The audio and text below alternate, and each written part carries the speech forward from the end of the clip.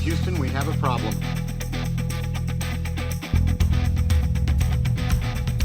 Give me all you got!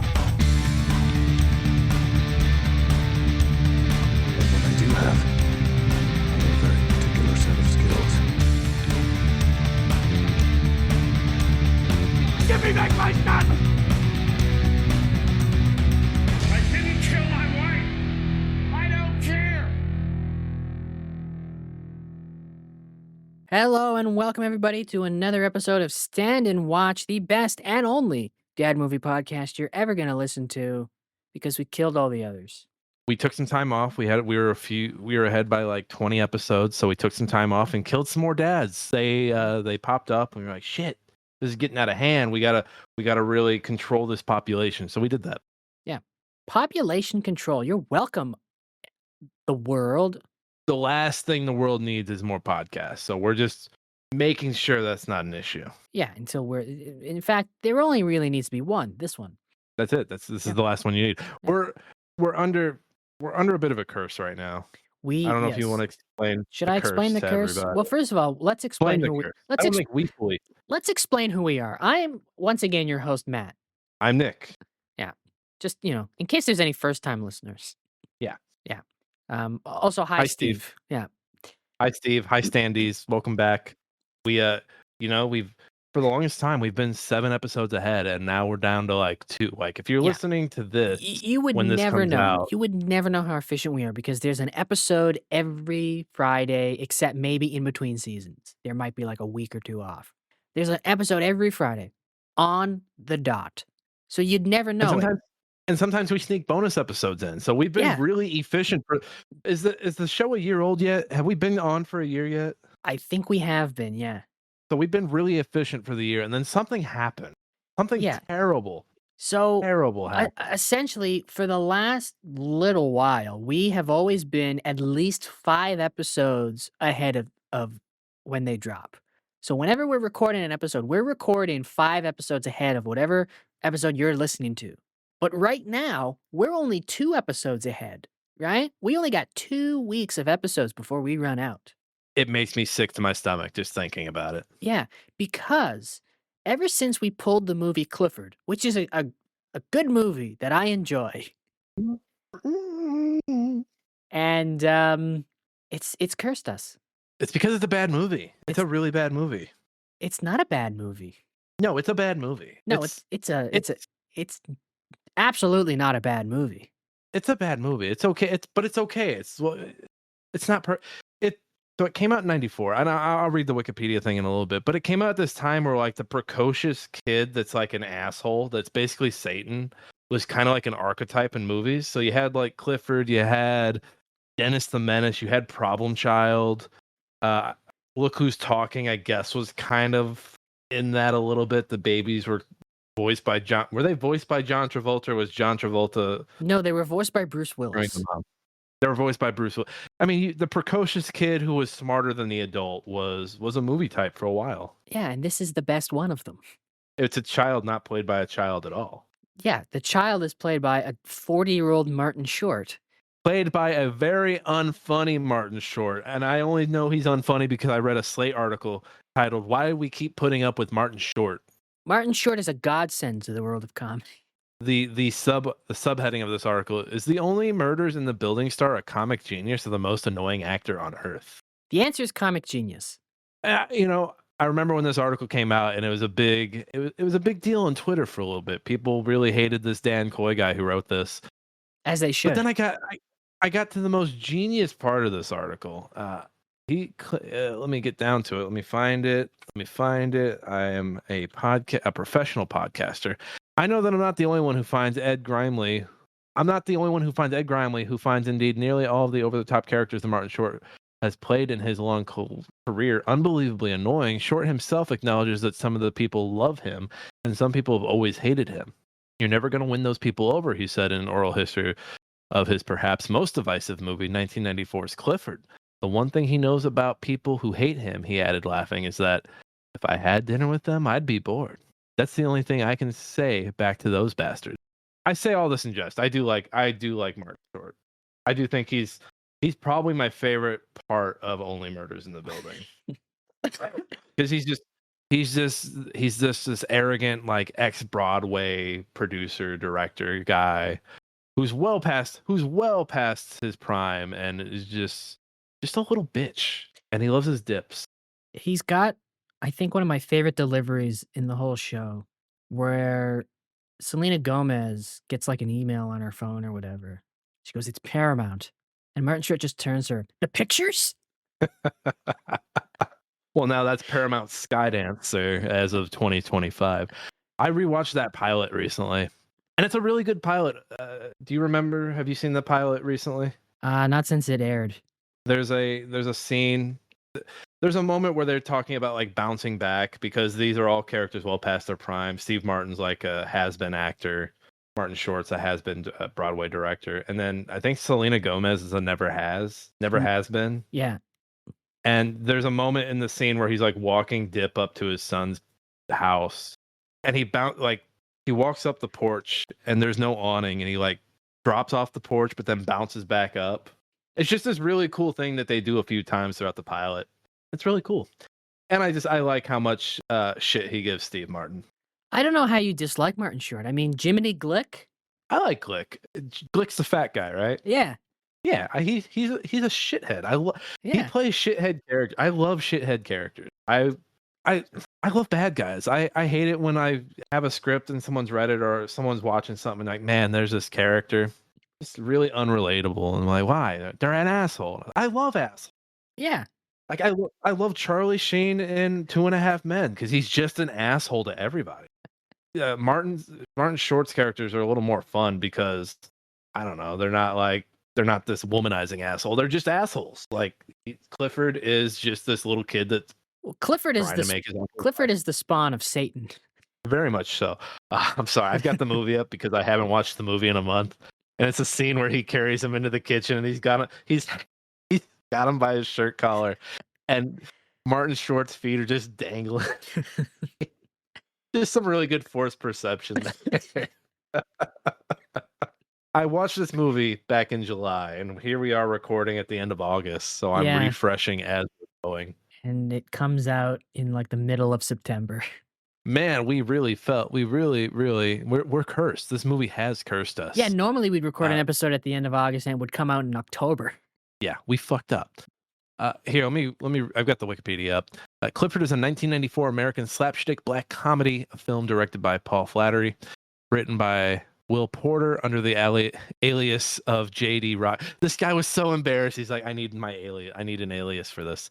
And Stephen Campman under the alias of Bobby Von Hoy. They were both so embarrassed. They're like, I can't attach my name to this. They're like Craig Mason with the Borderlands movie. They shouldn't have been embarrassed.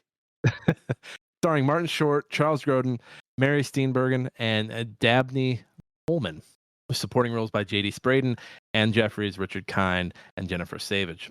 Tells the story of a 10-year-old boy who stays with his uncle while his parents are on a business trip in Honolulu.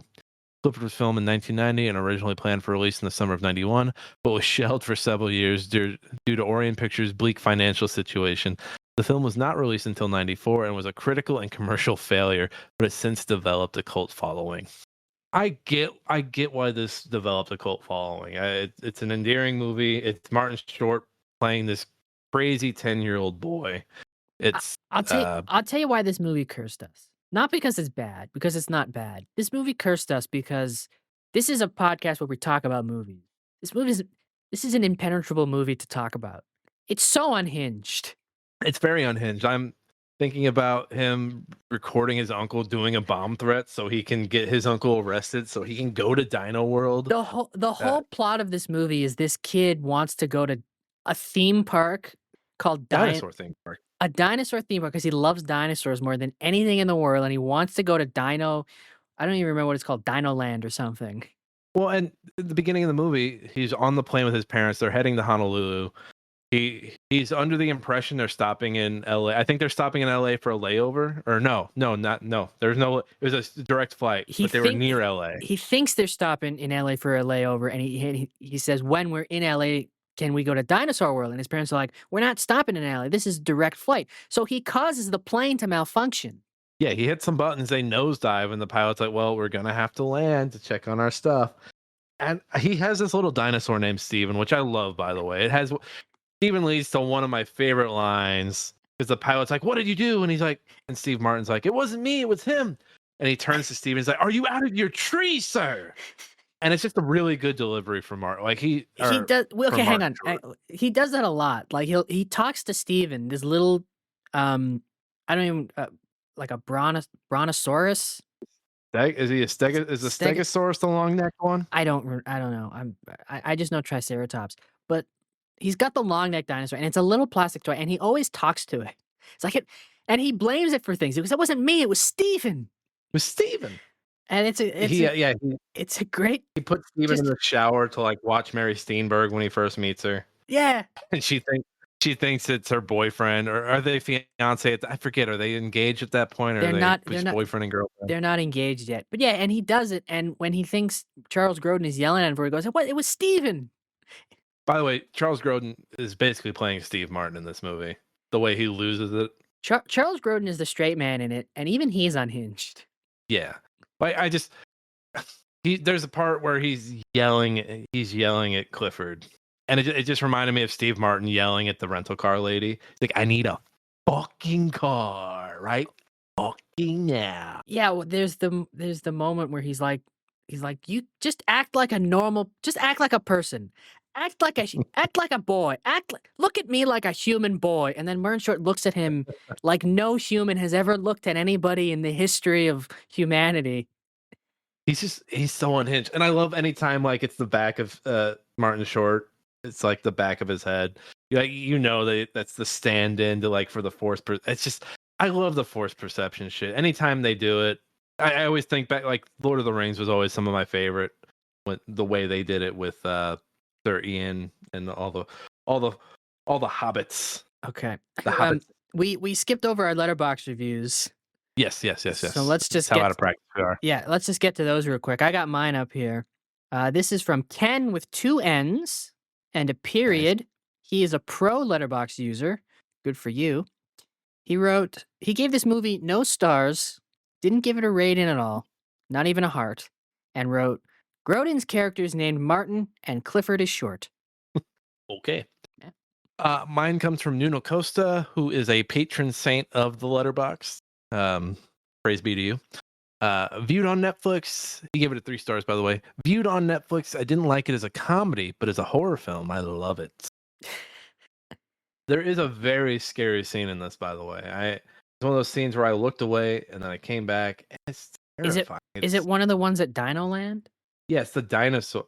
I think isn't there a dead body at one point? It might be. Or maybe the skeleton. What? Maybe the skeleton. Again, let's just go over the plot. The plot of this movie is Clifford wants to go to this Dino Land. Hang on, I'm gonna make sure. What is the exact name of this fucking trip? He wants to go to Dinosaur World. Dinosaur World, there it is. It's a theme park dedicated just to dinosaurs, and that's his whole reason for. He wants to go to Dinosaur World. So to do this, he causes a plane to malfunction. His parents, who even before they've opened their mouths in this movie, clearly hate their own child. Played by the amazing Richard Kind and what's her name? I just had it. It is Jennifer Savage. Yeah. Like right away you can tell they hate their child, and then he causes this plane incident. They drop him off at his uncle's, who they hasn't seen him since he was like a baby.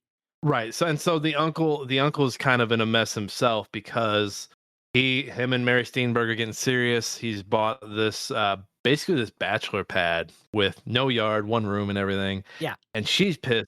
She's pissed because it's a bachelor pad. She wants children. They're a little older and she's like, "No, like what are you doing? We need to get a place and you got to pump the babies in the Yeah, he's one of these guys. He's in a long term. It's one of those movies. They're in a long term relationship, and he's got commitment issues.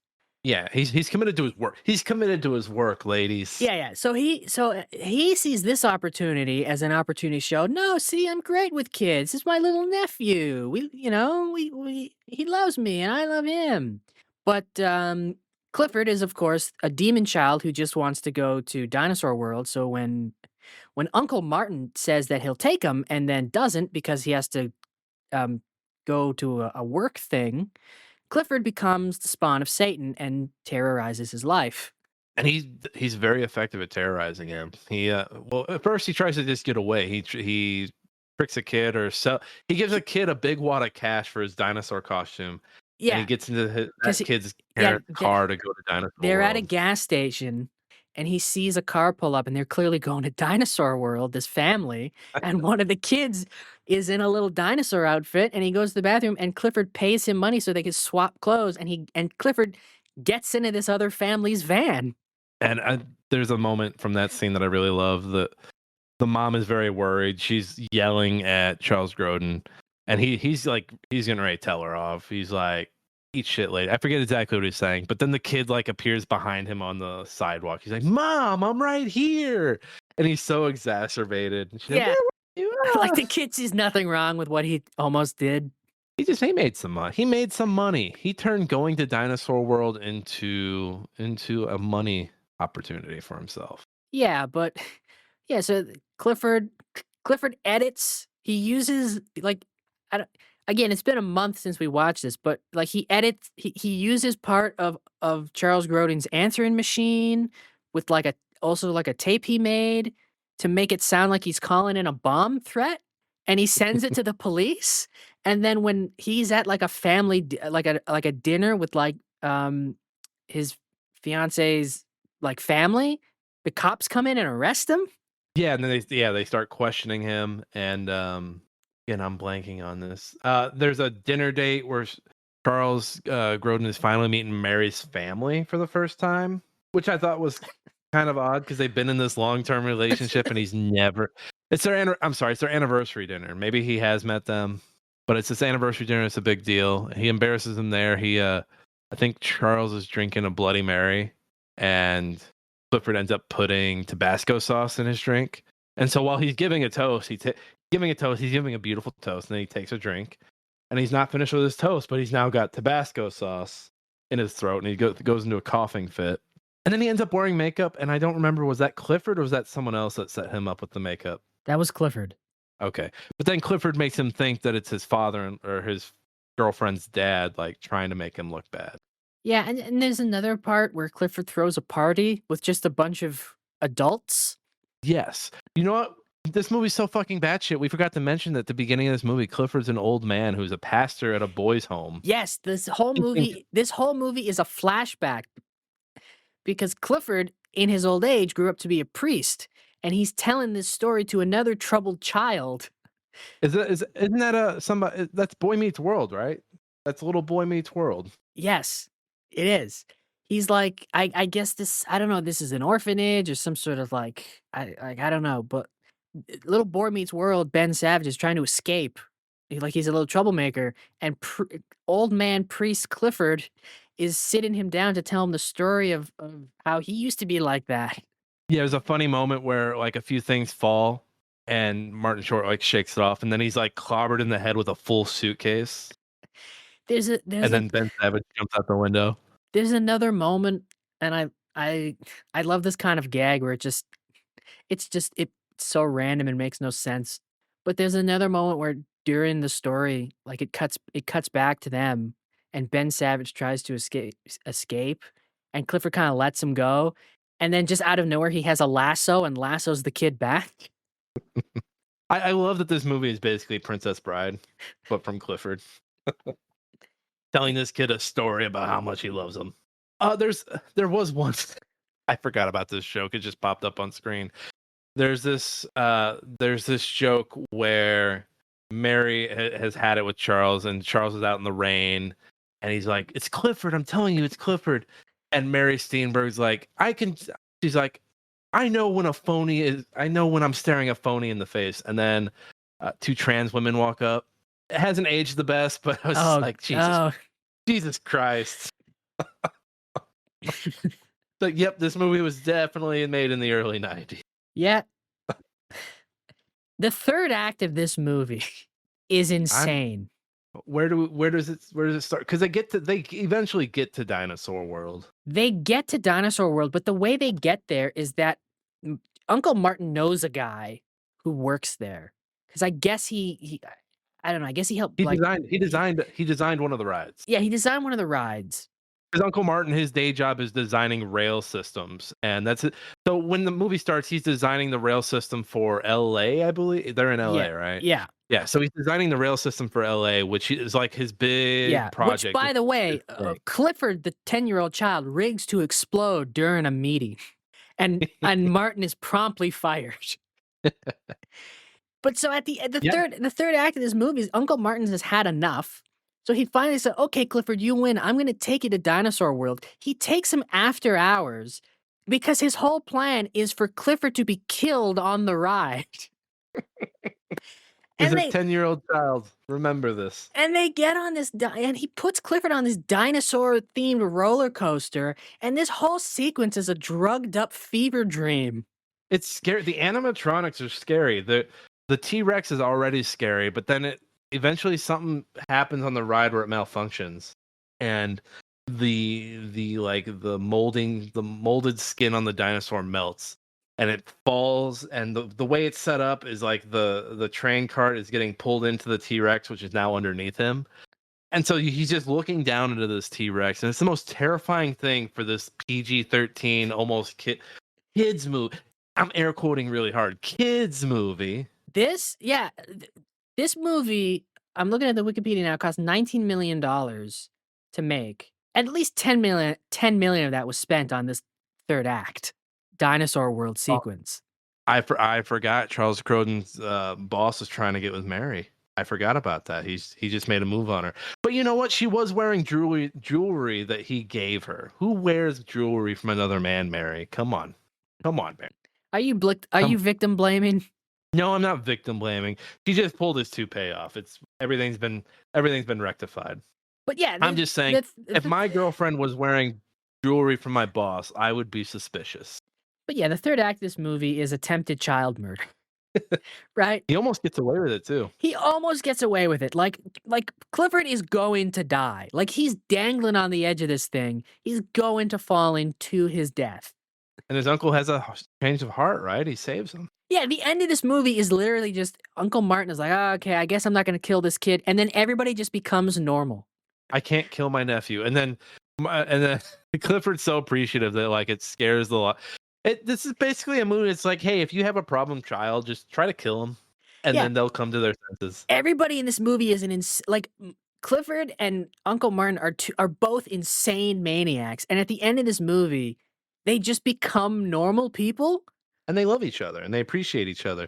And I'm pretty sure Clifford was a part of their wedding, or like he was. Yeah, he was the ring bearer. He was the ring bearer. Or the flower boy or whatever. Yeah, and then the movie ends. The little kid, little Ben Savage, Boy Meets World, is like, "Wow, that was a good story. I'm gonna stop being a problem child." And then Priest Clifford takes out his fucking Steven toy. And he's like, "Is it Steven or Stefan?" Is it Stefan? I don't even know anymore. This fucking movie. It might be Stefan. It's been a month, but he takes out the dinosaur toy, which he still has in home. He's like, "We did it, old boy," and the movie's over. I had an opportunity to rewatch. I had a set time. I was like, I can rewatch this movie if I want to. I didn't want to go through this. It's only a 90-minute movie, which. Hey, thank you for only being 90 minutes. I was like, I can't go. It's a fucking roller coaster. It's just bad shit. It's good bad shit, though. Do you have anything bad you want to say about the movie? Not really. I think this is one of those comedy movies where the different scenes feel like sketches, and they do that really well. Like you have the gas station, you have the dinner party with the future in-laws, you have Dinosaur World. Yeah. You have older Clifford with Ben Savage. Well, I mean, it's like I said, this movie just ends. Like there's no resolution. They just become normal. And in any other movie, this would be a problem. Right. I really like Richard Kind. I get it that he's made his bread and butter is like showing up for a little bit and then disappearing, but I would have liked a little more of him. it's a weird fucking movie. It's just it's really fucking weird. It's weird, it's insane, it's unhinged. This movie, it's 2 very talented comedic actors just being insane against each other. Right. And I love the movies, like, Clifford is a 10-year-old boy. That's it, right? Like, he's played by Martin there's no like, a lesser movie would have made that part of the joke, that, like, in the universe, he's still Martin Short somehow. But it's like, "No, no, no. Yeah. In this universe, this is a 10-year-old child. You just said The only people seeing him as Martin Short is you, the audience." it's fine. It's a flawed movie. It's fucking weird. I just watched it in its entirety again with the sound off. Just a weird fucking movie that doesn't like. There's no plot structure to it. It's just he wants to go to this place. His uncle says no, so he makes his uncle's life a living hell. And I think of Dennis the Menace and what's the other one I mentioned? Problem Child. And I'm like, what was their like plot wise? What did they have? And it's like, no, it was just a kid not getting what they wanted and making their parents' life a living hell. Like the latter of that Problem Child that had what's his name from Eight Simple Rules for Dating My Daughter. He Um, passed. John What's his Ritter? name? Yeah, John Ritter. John Ritter is the dad, and I think he was dating a new woman. The Problem Child didn't like that. I think the Problem Child's name was also named Dennis, by the way. I just love And like, I just love that they were like, "Well, we could do that," or, "What if we had the kid played by Martin Short and he acts like the Joker?" they were just ramping it up. There was like, no, we're not gonna make Clifford redeemable. Like we'll make him a pastor. That kind of makes him redeemable, but by the end of it, they'll be friends for no reason. Like Clifford won't overthink his uncle trying to kill him and just be like, "Oh, you saved my life." It's like the most extreme version of that kind of movie. Yeah, it's fine. It's fine. It's all right. It's not the greatest thing I've ever seen. I think would I give this 3.5 stars on Letterboxd? I think I would keep it at 3.5 stars. If I'm being honest. What did I give it? I think I gave it a 4. Did I give it a 4? It's a really fucking weird movie. It's just one of those things you sit and watch it and you're like, huh. Well, obviously they don't make them like this anymore, but also should they? It's I mean, look, listen, I think it's weird and strange and unhinged. This is a comedy. This is a movie for comedy nerds. This isn't Comedy one nerds. this isn't one for the normies. It's structurally comedy structure wise, it's really good. Yeah, I think They just continue to one up themselves every scene. like this is a movie I absolutely understand why it failed critically and commercially. Yeah. 'Cause this isn't a movie for the average moviegoer, even somebody who likes comedies. This is a movie for comedy nerds, like, who are really deep into it. This is for those people that like get together with friends and watch SNL on a Saturday night. This is for people who, like, quote SCTV. Yeah, that. And then this is for people who like wake up every morning and read whatever the Onion is posted first thing. Yeah, like, Like this is the comedy. This is comedy nerd. I don't want to call it Mecca because I reserve that for title for Joe Rogan. Um, no, this is fine. I think of myself somewhat as a comedy nerd, but not enough to where I'm getting stuffed in a comedy locker. So yeah, this isn't a movie for, like, the average Joe who's just like, "I wanna watch something to laugh." This is a movie for, like, people who will be like who can appreciate an insane swing. right, is it a dad movie though? No. Yeah, I think a dad sees. I don't know. Do dads like Martin Short? I don't think they do. I think, I think they should. He was in Three I Amigos, think they like him. I think dads see Martin Short and they're like, "What's that weird little dude doing?" I think they like him. He's from that, like, era. I think they're indifferent to him. I don't think so. I think if it's a dad that's a comedy nerd, maybe, and they're into Three Amigos. I mean, Three Amigos was I feel like Three Amigos was popular. I haven't seen it, so I have no opinion of the Three Amigos. Maybe I You've should never watch seen it. Three Amigos? Never seen Three We Amigos. gotta get that on one of these wheels. I think dads like Martin Short. I think dads will see a kid misbehaving, even though it's a 40-year-old man playing the kid, and they'll be like, "That's uncalled for. That's bad behavior. That's we don't condone this in this house." This isn't a I mean, if the dad is, like, a huge comedy nerd, he'll appreciate it, but I think dads will like Charles Grodin and feel his pain if they have kids. And then Mary, I think the dads like Mary Steenburgen. I like Mary. Yeah, I don't this isn't a dad movie, though. They're gonna hate this. A normie dad? I give it like a 30. I don't I mean, even I feel that's I like this movie more than you, and I feel that's generous. See, but I think dads would come back once Charles Grodin tries to kill Clifford. They're like rooting for him to kill Clifford. But do they make it that far? No, they don't. I think maybe 20. 20 feel right. Yeah, 20. That's just going even 25. Let's just call it. No, let's just do 20. Okay. 20% dad This is movie. the, Yeah, is this this our is lowest rated dad movie? it might be. Yeah, this isn't a movie. This is there's a reason this is a cult movie. Like this is sometimes you'll hear like, "Oh, this movie's a cult classic," and you'll watch it and you'll go, "This seems pretty broadly popular amongst demographics." This is a movie you watch and go, "Yep, yep, this is This for a is very this is specific definitely type of a cult person." classic. Yep, this is for those sick. This is for some sickos. Yeah, this is for the Some Martin Short. sickos. Do you think he's made Meryl Streep watch it yet? Like, You know, Meryl, dear, I feel Meryl, like dear, come into the lounge. why did you make him almost British? I don't know. I I was this cleaning my glasses. you want my theory? I think Meryl Streep was already a sicko. She's seen this before they met. She's the one that's made it a cult. She like bought a bunch of the DVDs, and then I think you know some how exec, like you know, in an office somewhere was like, "Well, I guess this is a cult film now." but like she's like I feel like she's one of those people who like she would probably like the movies you least expect her to. I think she saw this and liked it, like how like fucking what's his name? Like Christopher Nolan likes Yeah, Talladega Nights. it's why he loves. Yeah, he's a big Will Ferrell guy. Meryl Him S- and Will Ferrell hang out all Meryl the time. Streep likes Clifford. How do you determine a cult classic? By the way, like, how do you know? Like, what are they tracking? Like, you can't be in it. Like, I've just always wondered, like, how do you know something's a cult classic? Like, is that DVD sales? Is that I don't like know. somebody did a random event for Clifford, like back in the '90s, and they're like, "Wow, we had 20,000 people turn out for this Clifford event. Holy shit!" I don't know who tracks it, but I feel like this is niche enough, but I've seen pockets of people like talk up this movie that I'm like, yeah, this is a cult classic. I agree with that. I agree with that assessment. If I saw those people in public, I would turn around and run the other way.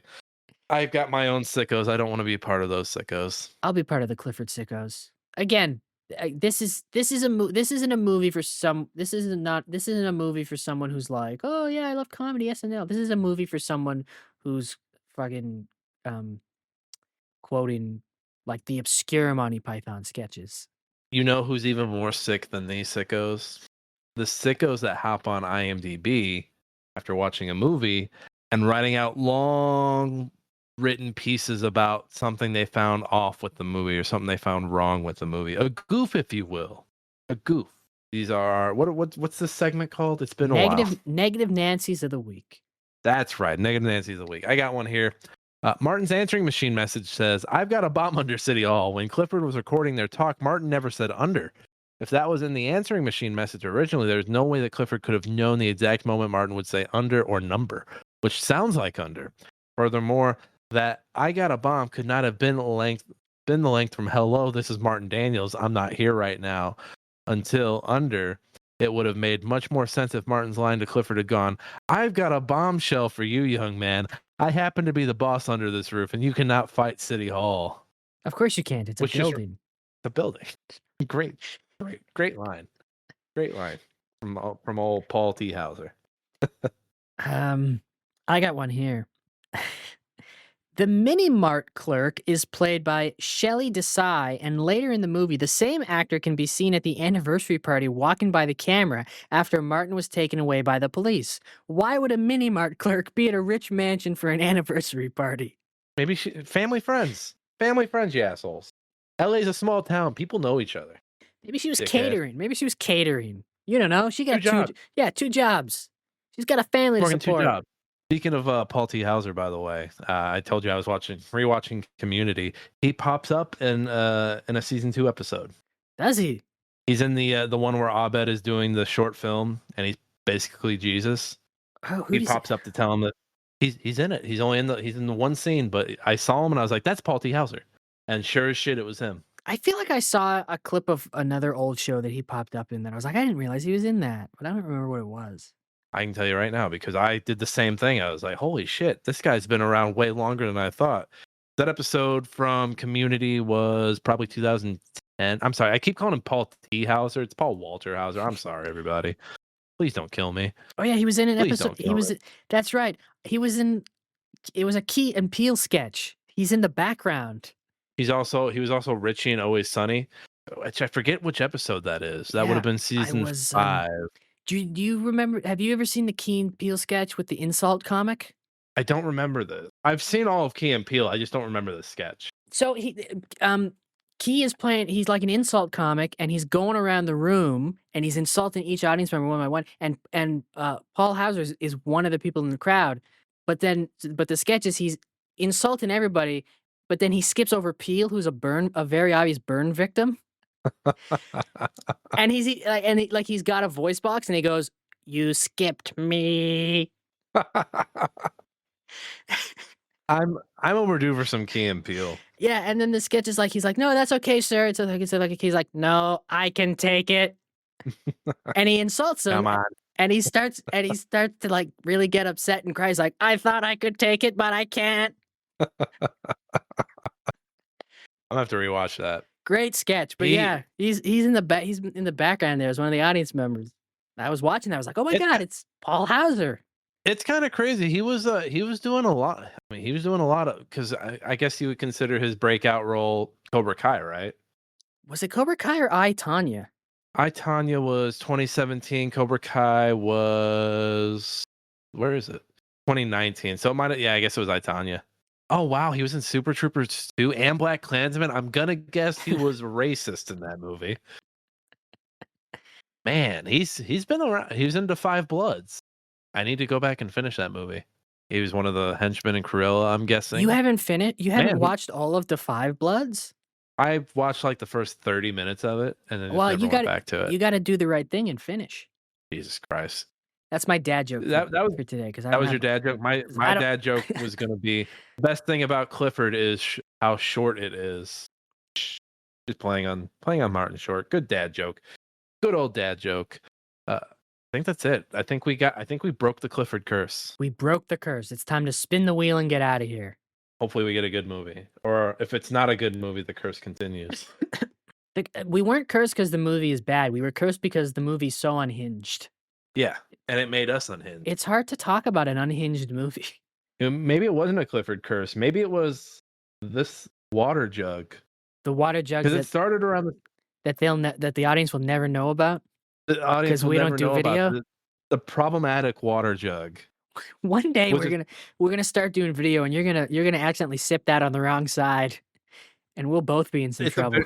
It's a very problematic water jug, and you know it was an innocent purchase by my wife, but the more you look at it, you're like, As soon as you look at it, not the more. As soon as you look. Well, you know what?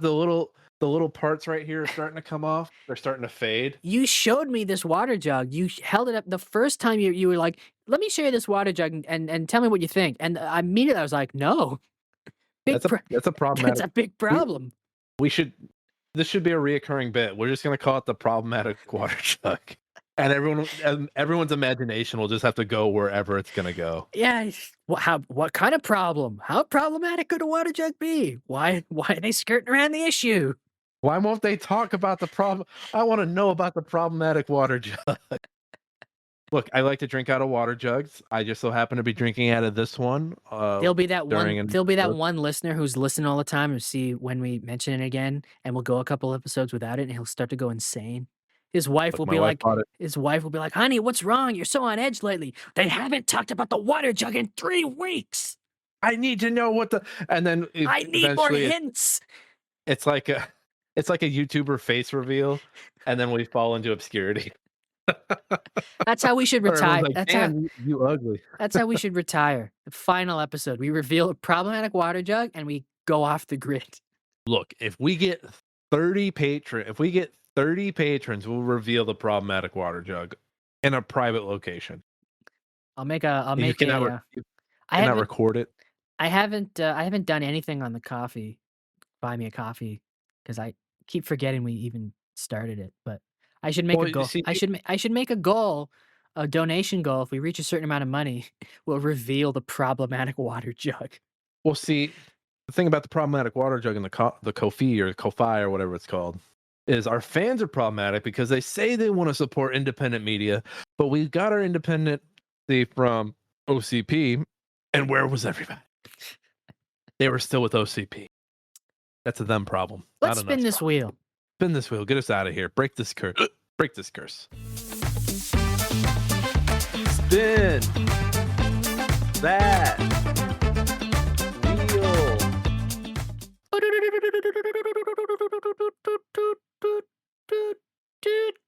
Oh, we got a good one. We got a good one. I feel like you're saying that in jest. I'm saying this completely seriously. We got a great one, actually. We got Pain and Gain. Our second Bay movie. Our second Bay movie, I believe. Unless it was Ambulance was the last one, right? Yes. Yeah. What a hunk of shit. No. What a hunk of shit. Brilliant film. Let me see where Pain and Gain is. It's on Stars. Apparently, it's on Tubi. It's on Tubi. It's on Paramount Plus. Yeah, it's on Paramount Plus here. I feel like if it's on Paramount, I feel like if it's on Paramount Plus here, it should be on Paramount Plus there. Nope, Tubi's the one. Everything else is. It says it's on everything else, but you have to have like the premiere subscription to Stars or whatever. Just watch it on Tubi if you're in the States, or get it from the library. I'm sure your library has it. It's old enough. This is 2013, 2 hours and 9 minutes. Michael motherfucking Bay. All right. I guess we're watching another Michael Bay movie. Yeah, his magnum opus. Or as he's called in Dave the Diver, Michael Bang. What? And Dave the Diver. You've played Dave the Diver, right? I have not. It's one of those games that the way people talk about it makes me annoyed. Well, it's an indie game. So it's not but it is. But it isn't. So you dive for fish during the day, and at night you run your sushi restaurant. And every once in a while you get a guest who's like a boss battle, and you have to serve them an amazing meal to win. And the second or third guest is world-renowned movie director Michael Bang. And every character has like an animation that plays with them as they're introduced. Kind of like how when a character is introduced in Boyfriend Dungeon, they have a fully animated sequence. So this guy, like the camera zooms in on him and there's like explosions around him, and he's Michael Bang. Really good. It's really good. What's the Michael Bang version of Bayhem? What's it called? Bayhem? What is Bayhem? Bayhem. It's Michael Bay's signature mayhem. Oh, I have no idea. I didn't get that far I didn't get that far into his backstory. Banghem? Can't be Banghem. Bangdemonium? Bangladesh? That's a place. Is it? I don't know. This bit's done. Just like this curse. I feel like the curse isn't done with us. It might be the problematic water jug. We might have to burn this thing. I think it is the jug. No, can we just blame it on Clifford? Can we just put it on this weird movie? No, it's the jug. I'm putting it on the jug. It's on the problematic jug that you got from the store. This because the timelines line up. It's the jug. It's definitely the jug. Because I revealed the jug during was it Fugitive or was it Mystic River? I think it was Mystic River, but then we spun the wheel. It was the Mystic River episode, but here a little inside baseball. After we finished that episode, we spun the wheel again because we were going to record The Fugitive and Clifford in one day. Yes. But we didn't because of the curse. We just didn't know it was a curse at the time. You're right. Well, the problematic water jug's not going anywhere. So we're just going to have to live with the curse. It's affected me outside of this podcast, too. That's a you problem. When you were sitting at your computer trying to write, the jug is not there with you. It is sitting here with me. Looking at me. You don't understand how a curse works. The jug doesn't have to be physically here to curse me. The curse is metaphysical. It exists in the realm beyond us. So now anytime anything goes bad, you're going to be like, he needs to destroy that jug. He's thousands of miles away. Correct. But he's just sitting there drinking from it. Yeah. Like a fool. Yeah, like a fool. Every time I get a random pain, I know it's because you're taking a sip out of that jug. Good water. I get some ice cubes in there. It's nice and cold. Like I don't do straws because I'm not getting enough water. I need like the water to be running down both sides of my face. Yeah, you're drinking in those problematic microplastics. They're all problematic, so you can just call them microplastic. You don't have to add that. No, but I'm saying they're problematic because they're coming from the problematic jug. Oh, Oh, that makes sense. So I'm double cursed, is what you're You're saying. double cursed because now it's flowing in your bloodstream. Ugh, the American dream. We're cursed. I feel all this pain and no gain. No, but if you feel the pain, you got to feel the gain. Not from this curse. Well, we're cursed, ladies and gentlemen, but you're not cursed. So go and give us a review. That's a Yeah, go good tell your segue. friends. Yeah. Tell your enemies. Tell your lovers. Tell your haters. Tell your enemies, and then you'll become lovers. There you go. We're helping your enemies to lovers arc right there. Tell your enemies you'll become lovers. Tell your friends you'll become lovers. Tell your family you won't become lovers unless you live in Alabama. But whatever you do, don't tell your mother.